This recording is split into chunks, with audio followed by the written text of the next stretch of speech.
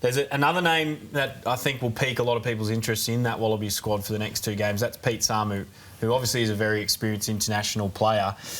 But our backline, our back row rather, at the moment is stacked for depth. What sort of role, Britt, could you see Pete Samu playing? Yeah, it's really interesting to see him come back. He's another really strong, aggressive player, really strong at the back, breakdown and over the ball. I guess, well, I mean, the question would be, is Harry Wilson back? Is he ready to go?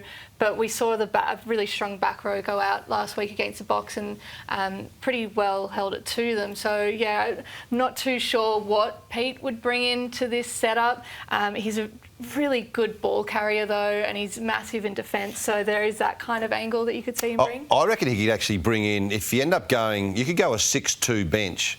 And he could be that sort of 6th player on the bench to fill in at 12 if he had to, or, you know, on the wing if he had to, just to be, in case someone got injured. But I think for Pete Samu, I still can't believe he didn't go away to the Rugby World Cup when Eddie Jones didn't pick him. He was the best player in Super Rugby all that year, and he didn't go to the Rugby World Cup. We're all trying to let go. I'm just looking at my phone here because I'm running through the squad, and just as we're talking back row, double-checking, there's no Lungy Gleeson in there, so Pete Samu does come in and bring that sort of cover across. Well, maybe Joe Schmidt's decided, OK, we've had these test matches now it's time to actually play and pick players who are going to stay and play Super Rugby next year. Of course, Lungy Gleeson going offshore at the end of the year, so was Tom Hooper. Tom Hooper's still in there. He's one of those players going overseas. Telling the Tupou's in there. He's one of those players who's going overseas. You mentioned maybe Pete Samu having the versatility to play 12.